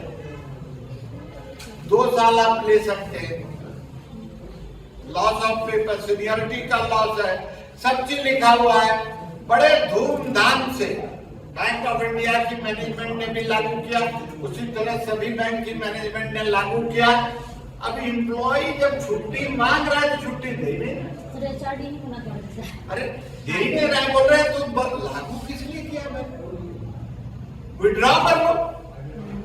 तो विड्रॉ तो कर नहीं सकता है क्योंकि सरकार का डर, देना भी नहीं। क्यों नहीं दे रहा, बोलता है क्लर्क है ही नहीं हमारे पास। लेकिन जब आप बात करने जाइएगा क्लर्क की संख्या बढ़ाओ, बोला है हमारे बैंक में बहुत क्लर्क, तो अजीब बात है भाई, अजीब है कि नहीं? दोनों बात आप ही कर रहे हो। अगर क्लर्क है ज्यादा, सबको सर्टिकल लीव दे दो रे भाई, क्या प्रॉब्लम? तभी बोलेगा नहीं नहीं क्लर्क तो नहीं, आप जानते ही हम लोग को सरकार बोल रहा है तो बोलना पड़ता है। Anyway, तो रिक्रूटमेंट के लिए एक समझौता हुआ था, करीब करीब पूरे देश में जो भी समझौता हुआ लागू हो गया। बिहार के 2 जोन्स में अभी तक नहीं हुआ, एक पटना है, दूसरा मुजफ्फरपुर है। उत्तर प्रदेश का एक जोन है कानपुर, वहां लागू नहीं हुआ। पूरे देश के जोन में से केवल 3 जोन्स में ये समझौता में कुछ रिक्रूटमेंट करना बाकी रह गया। ये भी मुद्दा है बात का, ये वायलेशन है कि आपने, तो लोगों की बात आई, जब डिस्कशन हो रही थी बात आई, बोले देखिए कितना इफिशिएंट है बैंक की मैनेजमेंट। हमको बोलता आप लोग इनएफिशिएंट, हम तो हैं, हम मान लेते, बट इफिशिएंट लोगों का देखिए 13 में साइन किया, 22 तक कर ही नहीं पाया। 9 साल हम लोग लगेंगे ट्रांजेक्शन करने में, 9 साल लगेंगे। कौन इफिशिएंट है, ये है कि हमें तो बोले सीएलसी के सामने और वो ज्वाइंट सेक्रेटरी के सामने, ये इफिशिएंट है क्या? कौन है? बड़ा नाराज हो जाता है, बोलता आप इंसल्ट और ह्यूमिलेट कर, फिर बार बार ये इंसल्ट करने की बात है। 9 इयर्स क्यों लगे, वाई? फिर अभी उन्होंने कहा है कि इसको हम लागू करें, देखते हैं क्या होता है। तीसरा क्या था, देखिए फाइनेंशियल बेनिफिट, हिस्ट्री को जानिए। 2015 के पहले बैंक ऑफ इंडिया में वर्कमैन एम्प्लॉय को पेट्रोल का रिइंबर्समेंट नहीं था, नहीं था। 15 से लागू हुआ, लागू होने के बाद बढ़ोतरी भी हुई। हमारा मांग क्या है, अधिकारी संगठन इस बात को गलत समझते हैं या जानबूझ करके गलत बयानबाजी करते हैं। वो कहते हैं कि ये क्या मांग कर रहे हैं, ये हमारा बढ़वाने नहीं दे रहे। हम कब बोले भाई आपका नहीं बढ़ा, हम तो बोल रहे हैं हमको भी। तो कहते हैं कि आप मांगते हैं इसलिए हमको नहीं बढ़ाया। इसका मतलब हम मांगे नहीं क्या? नहीं मांगे, इसमें चुप भाई, यहाँ कोई नहीं अधिकारी बैठा हुआ है, क्या डरे हो? डर जो है दिमाग से खत्म करिए, क्या डर का बात है? नहीं तो मेरा हमको ले चलिए किसी ब्रांच में 2 दिन मेरे साथ रहिएगा, हम देखेंगे कौन अधिकारी और ऑफिसर आता है। डर का जो बात सही है सही भाई, मैं अपने हक की मांग कर रहा हूं, आपको क्या देगा बैंक नहीं देगा आप बात करोगे ना। लेकिन हमारे मांगने से अगर आपको नहीं मिलता है, जिसमें आप हमको ब्लेम करिएगा कि मैनेजमेंट को ब्लेम करिएगा? किसको ब्लेम करिएगा?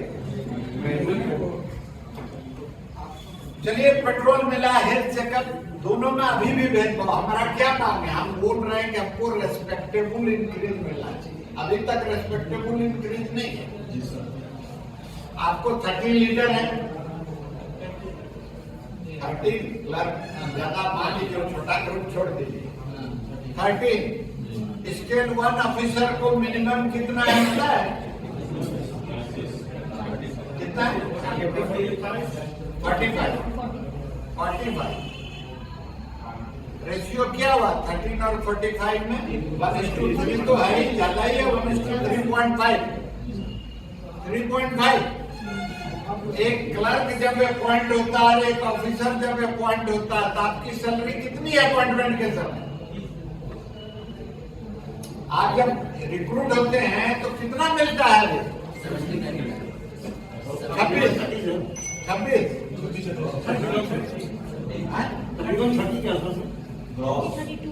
और ऑफिसर का स्केल 1 का कितना? नहीं, मतलब डबल से तो कम ही है ना, कम ही है ना भाई, से कम है। तो हम बोले भाई डबल ही क्यों बोल रहे हैं? उनको 45 दे रहे, आपका 22.5 तो मेरा बनता है क्या? नहीं बनता। कुछ गलत बोल रहे थे आप, बोलिए गलत बोल रहे। तो बैंक को देने की आपका काम अलग है, अफसर का काम अलग है। बोले अगर कोई ऑफिसर पेट्रोल का उपयोग बैंक के काम के लिए किया हो तो आप हमको दिखा दो उस आदमी को, हम लोग उसको श्रम पुरस्कार के लिए राष्ट्रपति के पास आवेदन करें। एक आदमी हमको दिखला दो। तो कोई नहीं कर रहा, हम भी नहीं कर रहा, वो भी नहीं कर रहा। आप ले रहे हो क्यों?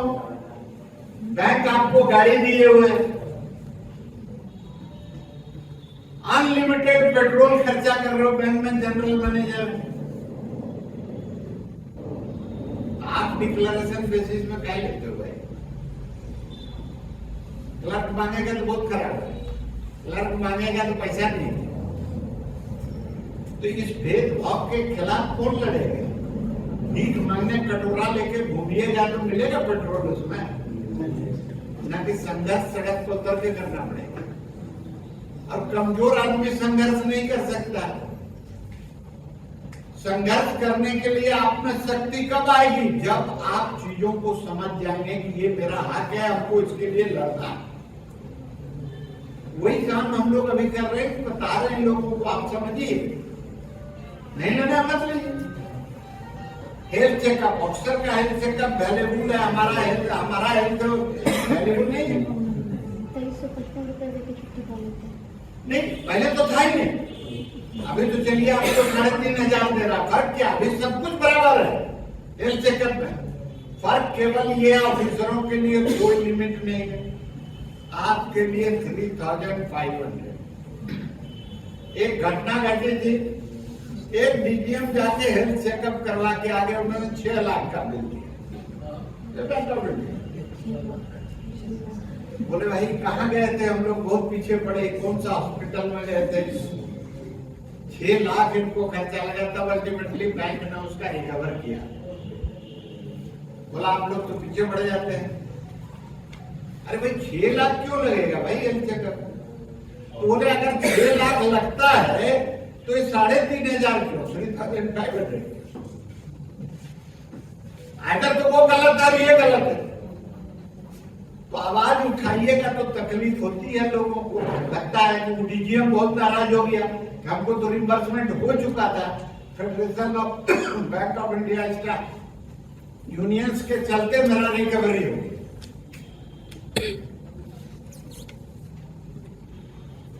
एक अधिकारी संगठन के बड़े नेता थे, रिटायरमेंट के बाद उन्होंने बैंक से मेडिकल ट्रीटमेंट के लिए 10 लाख रुपया एडवांस दिया। मुझे पता चला, मैं गया, मैं भी एक दरखास्त दिया 20 लाख आप हमको। बोला आपको कैसे मिलेगा? बोले इनको मिला तो मुझे क्यों नहीं मिला? बोला कहाँ दिया? उसको भी ढूंढ के बोला रिकवर करो कल उसके बाद। इसलिए अधिकारी संगठन में कुछ लोग नाराज हो जा रहे तो मैं क्या करूंगा भाई? हम तो आपके घर डकैती करने नहीं गए। आपका सैलरी तो लिए नहीं, आपके अकाउंट से पैसा तो नहीं निकाले। बैंक है, हमारे भी एम्प्लॉयर है, आपके भी एम्प्लॉयर है। आपको कोई सुविधा दे रही है उसके विरोध में हम नहीं है, लेकिन हम अगर मांगेंगे तो आप उसके विरोध में क्यों खड़े हो जाएंगे? क्यों खड़े हो जाएंगे? और खड़ा होने से भी कोई फर्क नहीं पड़ता है। अभी मैं आऊंगा उस पर, हेड कैशियर 2 की ड्यूटी पांडे जी बात उठा रहे थे। पूरे देश के अंदर आप छोड़ दीजिए थोड़ा बहुत 10% हार्डली अगर होगा, मुश्किल से वो भी नहीं होगा। कोई नहीं चाह कस्टडी ले रहा है, गैस रिसाइकलर मशीन का कस्टडी कोई क्लर्क नहीं रखेगा। इसका भी सुन लीजिए आप क्या है। 2013 में बैंक ने मशीन लगाई थी, तब बल्क नोट एक्सेप्टर मशीन नाम था उसका, BNR। जब लगाई उन्होंने सर्कुलर इशू किया, ये रेफरेंस देता है 2013 का। उसके बाद रिपीट किया 2014 में सर्कुलर, और उसी सर्कुलर में लिखा हुआ है कि इसका कस्टडी एक अफसर रखेगा, रेड कैशियर 2 रखेगा। लिखा है कि नहीं लिखा है? यही तो बात कर रहा है ना। 14 से 22 तक कौन कर रहा था? अफसर कर रहे थे। तो आज अफसर भाइयों को क्या हो गया जो कह रहे हम नहीं करें? उनको तो 14 में ही करना चाहिए था कि मैं नहीं करूं। और इसलिए मैं कह रहा हूं, उस समय CMD मिसेज अय्यर थी, उनसे जब मेरी बात हुई, हमने उनको कहा कि मैं नहीं करूंगा, ये मेरी ड्यूटी नहीं है। आप करवाना चाहते हो तो मैं तैयार हूं, बातचीत करिए। ड्यूटीज में हम इंक्लूड करेंगे और सारे हेड कैशियर 2 को उसके लिए एक्स्ट्रा कंपनसेशन आपको देना पड़ेगा। ये मैं तेरे से कह रहा हूं। उन्होंने कहा ना मैं नहीं दूंगा, ये ऑफिसर करेगा। वहां भी मैंने कहा कि ऑफिसर को करना नहीं चाहिए, लेकिन अगर ऑफिसर करेगा तो हम उनको रोक भी नहीं सकते, हम अनुरोध कर सकते। 13 से 14 से 22 तक आप क्यों कर रहे थे हुजूर? किसकी सेवा में कर रहे थे? बैंक की सेवा में अगर कर रहे थे मदर इंस्टीट्यूशन का, तो आज मदर क्या हो गया? फादर हो गया? क्या हो गया? अरे भाई प्रिंसिपल डिस्टेंट होगा ना। और मैनेजमेंट को भी मैंने कहा, अभी जो इंस्ट्रक्शन है वो इंस्ट्रक्शन ये एवेंस में रखने का उन्होंने साइन किया है 30 डेज के लिए, कि मैं इस इंस्ट्रक्शन को एवेंस में रख रहा हूं। 30 डेज के अंदर अगर दोनों पक्षों के बीच यह समझौता नहीं होगा तो दोनों पक्ष फ्री रहेगा अपना अपना लाइन ऑफ एक्शन के लिए और लड़ेंगे हम। ये मेरी ड्यूटी नहीं है। ड्यूटी कहां से आई है? बाइपर्टाइट से। इंटरप्रेट कौन करेगा? आप बताइए, कौन करेगा इंटरप्रेट? बाइपर्टाइट में क्या लिखा हुआ है? कोई विवाद होगा इंटरप्रिटेशन का तो दोनों पक्ष जो इंटरप्रिटेशन मिलकर करेगा वही मान्य होगा, नहीं तो इंटाइटल्ड कौन है? इंटाइटल्ड है कोर्ट। रेफरेंस हो जाएगा, कोर्ट डिसाइड करेगा इसका मीनिंग क्या। अधिकारी संगठन के कहां से आ गया डिसाइड करने वाला कि ये ड्यूटी क्लर्क की और ये ड्यूटी सफाई कर्मचारी की? आप कहां से आ गए भाई? क्या करता है तो देहाती कहावत है, मुसरचंद कुछ बोलता है क्या? दाल बाल भात में मुसलचंद। मुसरचंद कहां से भैया? कहां से? अरे मैं आप बात करो ना, हम आपको तो नहीं करने बोल रहे। अगर हमने स्टैंड लिया मैं नहीं करूंगा तो bank will come to us, discuss and decide who will do it. आप एनीवे इसका भी फैसला होगा, ये मैं कह रहा हूं। ये फैसला होगा। किसी हेड कैशियर 2 को डरने की जरूरत नहीं है। किसी हेड कैशियर 2 के खिलाफ अगर बैंक ने कार्रवाई एक की है, वो कार्रवाई जब तक रद्द नहीं होगी तब तक सब लोग काम ये नहीं शुरू करेंगे और पैसा भी देना पड़ेगा। देना पड़ेगा बैंक ऑफ इंडिया की मैनेजमेंट, नहीं तो वो करे। अब आप क्या देंगे भाई? गैस रिसाइकलर मशीन 2 चीज है ना, एक तो ब्रांच प्रीमिसेस के अंदर भी है, कहीं कहीं बाहर भी है। तो बाहर से हेड कैशियर 2 जाकर खोल के लेके आएगा क्या? या लाने का कुछ एसओपी डिसाइड होगा जो स्टैंडर्ड ऑपरेटिंग प्रोसीजर। आप एसओपी की बात किए ना, आज से 3 साल पहले मैं एक जनरल मैनेजर को लिखा चिट्ठी, बोला ये एसओपी क्या है? ये हालत है हमारे बैंक के बड़े अधिकारी। उनको हमने समझाया कि एसओपी क्या है। बोला तुम पहली बार सुना, सर्कुलर भी बहुत किया है SOP। वो बात में SOP लिखने लगे। सवाल ये अभी एक सर्कुलर इशू किया, पता नहीं कितने लोगों ने पढ़ा। सोशल मीडिया पर एक बैंक ने सर्कुलर इशू किया, पढ़ा आप लोगों ने? बैंक ऑफ इंडिया का ही है सर। बैंक ऑफ इंडिया की मैं बात कर रहा हूँ। बैंक क्या लिखा है उसमें? बोला कोई एम्प्लॉय या रिटायर्ड एम्प्लॉय कोई भी अगर ऐसा पोस्ट करेगा जिससे बैंक के इमेज को टार्निश होगा, बैंक का इमेज टार्निश होगा, तो उनके खिलाफ डिसिप्लिनरी एक्शन ली जाएगी। यही तो लिखा है। लखनऊ वाला किसने लेके क्या बैकग्राउंड है वो छोड़ दीजिए। सवाल यह है कि हम एम्प्लॉय जरूर हैं, हम इस देश के नागरिक हैं या नहीं? तो जो कॉन्स्टिट्यूशन में राइट दिया हुआ बैंक ऑफ इंडिया के कोई भी ऑफिसर हो, उसके बाप का बैंक है ये क्या? कि वो उस अधिकार को वापस ले लेगा? हमारे कॉन्स्टिट्यूशनल राइट को कोई वापस ले सकता है क्या? फ्रीडम ऑफ स्पीच जो है वो उसी का पार्ट है, आज फंडामेंटल राइट है। हाँ, रेस्ट्रिक्शंस है। हम क्या लिख रहे हैं उसमें, क्या लिख रहे हैं? और रिटायरी के ऊपर जिसने साइन किया उसको ये भी पता नहीं है कि रिटायरी के ऊपर एक्शन कब हो सकता है। Most unfortunate thing in this bank, sign करते हो you should know whether I will be able to enforce it और नॉट। उसको मैंने कहा कि आपने सर्कुलर इशू किया, हेड कैशियर 2 पर हम कार्रवाई कर रहे हैं, you have signed it without knowing whether you can do it और नॉट, अनलॉफुल इंस्ट्रक्शन। और लड़ेंगे, भले आदमी यहाँ मीटिंग में आवे या नहीं आवे, federation of bank of India staff union इस लड़ाई को लड़ेगी और उसको सेटल भी कराएगी। बाद में भले आप उसका लाभ लेते रहिए।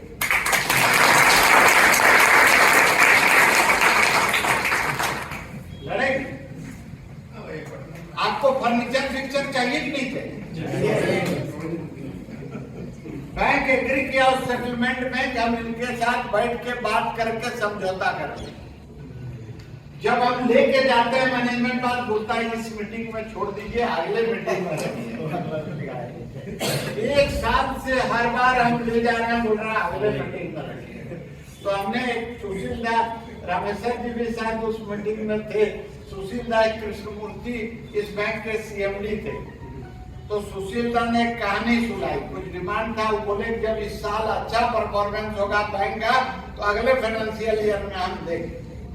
पिछले में भी बोले थे, फिर अगले में भी वही बोले अच्छा होगा तो देंगे। तो सुशील दास को आप शायद आप लोग नहीं जानते होंगे, तो हमारे फाउंडर मेंबर थे, समझिए federation of bank of India staff union के और AIBA के। जब ये तारकेश्वर चक्रवर्ती लोग प्रभातकर कोई लीडर नहीं थे, तो सुशील दास उसके ऑफिस बेरर थे। 1975 से हमारे प्रेसिडेंट भी थे। मैं ये कह रहा हूँ कि AIBA की शुरुआत पहला general secretary bank of India का ही था। AIBA का फॉर्मेशन बैंक ऑफ इंडिया ने किया, ऑफिसर ने किया। चलो मैं उस इतिहास में नहीं जानता, मैं नहीं जानता, लेकिन सुशील दास ने क्या कहा कि एक कहानी मैं सुनाता हूँ। उसको बोला कृष्णमूर्ति को, बोला एक मालिक था, उसने अपने एक नौकर को कहा तुम अच्छा काम करते रहोगे तो जाड़ा आएगा तो एक कंबल देगा। बोला बड़ा मेहनत से काम किया, लगन से, जाड़ा तो आया ही। जब जनवरी बीतने लगी तो बोला मालिक आपने कहा था कि जाड़े में कंबल दूंगा। बोला देखो जाड़ा तो खत्म हो जाएगा 15-20 दिन में, सरस्वती पूजा के बाद तो अगला जाड़ा में तुमको देंगे, अच्छा से काम करो और बढ़िया काम। इस तरह 2-3 जाड़ा बीत गया, उसको कंबल नौकर को मिला। तो वही बात हम लोगों वाली है। फर्नीचर अगला मीटिंग में पूरी कंबल वाला हाल लेंगे, कब दोगे भाई? तो बोला नहीं क्लर्क लोग को ये क्यों अफसरों को दिया जाता है, उनका जॉब ट्रांसफरेबल है, एक जगह से दूसरे जगह चले जाते हैं। बोले ठीक है। मान लो जिनका ट्रांसफर 5 साल में नहीं हुआ, 10-15 साल तक नहीं हुआ, उसको क्यों दिए? ऐसा भी ऑफिसर है नहीं जिनका 15 साल तक ट्रांसफर नहीं हुआ, उनको क्यों दिए भाई? उनको दिया तो हमको भी दो ना, नहीं तो उनका बंद कर दो। तो वो तो बात नहीं, मेरे ऑफिसर का ये प्रिविलेज है, ऐसा थोड़ी हो सकता। अगर इस बैंक में प्रॉफिट होता, देखिए हम लोग का क्या बोल रहे थे पांडे जी कि फ्रंट डेस्क पर हम बैठ रहे हैं, पहला इंटरेक्शन हमसे होता है, हम एम्बेसडर हैं उसके, और हम जो सर्विस देते हैं वही इम्प्रिंट उसके सिर पर रहता है, और बैंक ऑफ इंडिया को बेहतर सर्विस मिल रहा है। आपने किसी भी ब्रांच में शायद ही किसी अधिकारी को पाया होगा कि कितनी भी भीड़ हो आके वो मदद करके ग्राहक को सर्विस दे, पाया आप लोगों ने? अरे भाई बताइए, बाहर भगाते ही तो सर्विस कौन दे रहा है? तो हमारा योगदान ही नहीं है, इसमें कुछ प्रॉफिट में पैसा लेने का है नहीं है? लड़ेंगे यार, नहीं मिलेगा नहीं मिलेगा, अरे नहीं तो है ही, लड़ेंगे मिलेगा तो ठीक है, नहीं मिलेगा तो उसको कितना दूर तक लड़ता होगा लड़े। तो फर्नीचर और फिक्सचर का उस एग्रीमेंट में हम लोगों ने कहा ये वायलेशन है। आप मेडिकल इंश्योरेंस की बात कर रहे हो, उस एग्रीमेंट में क्या लिखा हुआ आप लोगों ने पढ़ा ही नहीं। आप बोल रहे हैं, उस दिन चीफ जनरल मैनेजर एचआर ने ये बात कही कि मुझे अगर ये इम्प्लीकेशन पता होता तो हम उस सेटलमेंट पर साइन ही नहीं करते। साइन करने के बाद समझ नहीं पाए थे कि क्या लिखा हुआ। तब बोले कि इन्होंने ड्राफ्ट करके दे दिया, हम साइन कर दिए। हमने ठीक है, जब साइन ही कर दिए तो ये आप पुलिस थोड़े ले सकते हैं कि ड्राफ्ट हमने किया कि आपने किया। किसने किया? साइन है आपका मतलब हमने किया है। डिपार्टमेंट का ऑफिसर आपको एक नोट पुट अप किया, आप साइन कर दिए तो वो आपका है भाई, नहीं है? तो बड़े साहब लोग को आदत हो गई है, कहते कि तो हमको वो मिसगाइड कर दिया। छोटा लोग हम कुछ नहीं देखते, पढ़ते लिखते हैं, तनख्वाह चाला 5 लाख लेते हैं। ये बात है। अंत में उसमें क्या लिखा हुआ है देखिए, आप 100 रुपीज क्लेम किए, हमने उसको गाइड करने की कोशिश की है। It is outside industry level settlement. हमने ये कहा कि हमारा मेंबर जो है वो क्लेम करेगा। सपोज हमने 100 रुपीज क्लेम किया, इंश्योरेंस कंपनी ने मुझे 50 रुपीज दिया, 50 नहीं मिला। उस 50 का सेकंड स्टेप क्या होगा? एक तो बफर है, आप बफर से क्लेम कर सकते हो, ये तो है बैकडाइट के अंदर। आपको जो पैसे नहीं मिले वो आप बफर से क्लेम कर सकते हो। आप बफर से क्लेम किए, सपोज 20 रुपीज मिल गए, मिल सकता है। 70 मिल गया आपको, 30 नहीं मिला। इस सेटलमेंट में है वो 30 रुपीज आपको बैंक ऑफ इंडिया के अवार्ड स्टाफ के लिए एक्सग्रेशिया स्कीम से पेमेंट करना पड़ेगा। ये सेटलमेंट में लिखा हुआ है, जिसको अभी बैंक लागू नहीं करना चाहता। सेटलमेंट साइन करके बोलते हैं गलती से करती है, तो गलती से तो हम लोग भी काम कर रहे हैं। हम लोग को भी बिना काम किए तनख्वाह मिलना चाहिए, हम लोग भी गलती से काम कर रहे हैं। क्या बात है? तो ये जो मुद्दे हैं, इन मुद्दों पर लड़ाई, प्रमोशन सबऑर्डिनेट स्टाफ से उसमें तय है 2020-21 का है, 1000 प्रमोशन देना है सबऑर्डिनेट टू क्लरिकल। 350 उन्होंने दिया, 650 प्रमोशन नहीं दिया। क्यों नहीं दे रहे हैं? क्लर्क की संख्या बढ़ जाए, इसके चलते अब प्रमोशन नहीं दिए।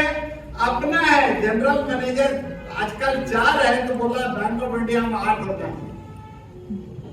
अपना डबल हो जाना चाहिए, क्यों उनको प्रमोशन नहीं मिलना चाहिए? इसी व्यवस्था और मानसिकता के साथ हम लोग सब लोग रह रहे हैं। इसके खिलाफ संघर्ष कौन करेगा? नौकरी में आप वो संघर्ष रामेश्वर प्रसाद करेंगे? इनको क्या वन करके रखे हैं? इनको प्रेसिडेंट अगर बना दिए तो क्या जिम्मेदारी इनकी है कि लड़के आपको दिलवाते रहे खजाना खोल के? कौन लड़ेगा? आपकी लड़ाई है ना भाई, रामेश्वर प्रसाद की लड़ाई है। पेंशन अपडेशन तो हो ही नहीं रहा है जो हमारी भी लड़ाई है। आपको देखिए ओल्ड पेंशन की डिमांड कर रही है सरकार, क्या बोल रहा है? Forget about it, I am not talking of BJP government only. आपने अपना अहलुवालिया का एक स्टेटमेंट पढ़ा हो, कौन था अहलुवालिया? फाइनेंस सेक्रेटरी था। अहलुवालिया आपका प्लानिंग कमीशन का चेयरमैन था। एक समय में वेरी इंपॉर्टेंट। उसने क्या कहा मालूम है?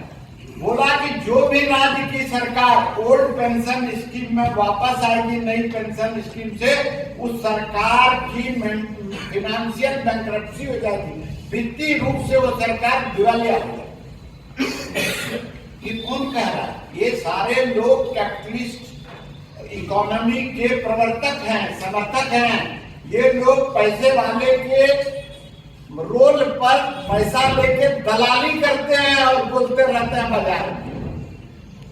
IMF कितने लोगों को पैसा देता है? अहलुवालिया आज भी पेरोल पर है, बिना काम किया IMF उसको पैसा देती है। क्या देती है भाई? हमको कहने दी, रामेश्वर प्रसाद इंजीनियर है, इनको कहने दिया, इनको अदाने दिया है 50 रुपया भी, ये इलेक्ट्रिकल इंजीनियर है। क्यों दे रहा है? ये दलालों को पैसा क्यों दे रही है पूंजीपति लोग? उसके केवल भाई आप समझो चीजों को। आप आपस में बोलोगे कि मेरा प्रफुल्ल नहीं किया, कोई बोलेगा कि वो नहीं किए, एक्स नहीं किए, वाई नहीं किए, जेड नहीं किए। ये बहुत इशू नहीं है। इशू है we have to unite and fight together. आप कल एकजुट होकर के खड़े हो जाओ बैंक ऑफ इंडिया के जोनल ऑफिस पटना के नीचे में। मैं आपको गारंटी देके कहता हूं 15 दिन के अंदर में आपके सारे इशू जो सेटल होने वाले, अगर रिजॉल्व नहीं हुए तो मेरा नाम बदल देना। हम लोग बेच करके देखते हैं दूसरे जोन में। जिस दिन मोबिलाइज करके जोनल ऑफिस के सामने खड़े हो गए, उसके 5 दिन के अंदर सब काम डिस्पोज हो गया। अरे हम कोई मारपीट करने जा रहे हैं क्या? मैं अपना हक मांगने जा रहा हूँ यार, उससे हमें कौन बातचीत कर सकता है? बोल रहे हैं कि 4:55 में निकल गए तो मेमो। अरे हम 4:55 में नहीं जाएंगे, हम 9:55 में जाएंगे। तुम्हारे घर के सामने ही जाएंगे। पुलिस बुलाओ, बुलाओ तुमको जिसको बुलाना है। पुलिस बुलाने की बात किया तो हमारे यहाँ एक साथी ने कहा कि आर्मी का ट्रेंड है रामगढ़ में, वहां से ले आओ। पुलिस नहीं सके, तुम ले आओ, लेकिन हम लोग नहीं जाने वाले। भाई आप समझो तो चीजों को। देखिए ये बड़ी बहुत आसान है कि हम एक दूसरे के ऊपर जिम्मेदारी हटाने का, शिफ्ट करने की कोशिश करें। जरूरत शिफ्ट करने की नहीं है, जरूरत एकजुट होकर के उस जिम्मेदारी को शेयर करके और मैनेजमेंट के मानसिकता को बदलने की जरूरत है। ये जरूरत तो है। क्या जरूरत है? फिर कभी बात करेंगे बहुत लंबा। जी सर, अभी बहुत टाइम हो गया। बहुत देखिए आपको सजग होकर बैठना पड़ेगा। व्यक्तिगत किसी से कोई लड़ाई नहीं। मेरा क्या लेना देना बताइए? कल मुकेश शर्मा जी यहाँ जोनल मैनेजर थे, आज उनसे मुलाकात हुई आपकी होगी। इंडिविजुअल से कुछ लेना देना नहीं, हमें लेना देना आपके अप्रोच और एटीट्यूड से। I am nothing against you personally, I am nothing against you, but अगर आप हमको हमके अधिकार से भी क्या है इंक्रीमेंट जिसको मिलना भी चाहिए उसको नहीं दे रहा है जनरल ऑफिस, ये वायलेशन ऑफ सेटलमेंट है कि नहीं? अभी वायलेशन ऑफ सेटलमेंट की बात की है तभी बैंक ने मुझे चिट्ठी लिखी कि आपके जो जोन से रिप्रेजेंटेशन आया वो भेज है लिखता है, हम कौन सा वायलेट कर रहे हैं सेटलमेंट उसमें लिखा हुआ नहीं। अगर मैंने चोरी की है, मान लीजिए मैंने चोरी की है, तो मैं तो जानता ही हूं ना कि मैंने चोरी की है, भले दूसरा कोई जाने या ना जाने, मुझे भी नहीं पता, नहीं पता। जी सर। बोले तुम वायलेट की हो कि नहीं, तुम चोर को भी नहीं पता है, तो बड़ा अजीब बात बोल रहे हो यार। पता तो नहीं थी आपको ना क्या क्या वायलेट कर रहे हो, काम करवा रहे हो, स्पेशल पे नहीं दे रहे हो, वायलेशन ऑफ सेटलमेंट है या नहीं? नहीं है। जो काम नहीं आप बोल रहे हो करो, लेट बैठा रहे हो, 5:30 बजे खत्म होता है, आप उससे बियॉन्ड काम करवा रहे हो, ओवर टाइम नहीं दे रहे हो, वायलेशन है या नहीं है? अब मैं गिनाना शुरू करूँ अभी क्या आपको? हम सब, मुझे सब पता है, लेकिन शायद आप लोगों ने समझौता करने का मन बना लिया है। लगता है कि मैं क्यों लड़ने जाऊं, कोई और साथ नहीं दे रहा है। ये लड़ाई जब ऑल इंडिया बैंक एम्प्लॉइज के फॉर्मेशन की हुई थी, सब एक साथ एक दिन खड़ा नहीं हुआ था। आजादी की लड़ाई देश की शुरू हुई, सब लोग एक साथ सड़क पे आ गया था क्या? बढ़ते जाइए, कारवां बढ़ते जाएगा। जो कमजोर है किनारे छुपे रहेंगे, जो मजबूत है आपके साथ रहेंगे। लड़ाई होगी, जीतेगी सबसे पहले कमजोर आदमी लाइन लगा के बेनिफिट लेने के लिए खड़ा हो जाए। रात भर जगह जो रहे हो वही खड़ा रहेगा, तब तो मिलने वाला है, उसकी चिंता करेंगे। बिल्ली भी कुत्ती है ना, तो अपना धूल भगा के कुछ से तब आगे बढ़े। बिल्ली से भी बदतर है जो अपना में काम नहीं कर पाता। चलिए उस चीजों को मत जाइए, एकजुट होकर हम लोग करेंगे और हम लोग लेंगे, अपने हक को लेंगे और इस सिचुएशन को रिवर्स करने की लड़ाई है और रिवर्स करके रहेंगे बैंक ऑफ इंडिया।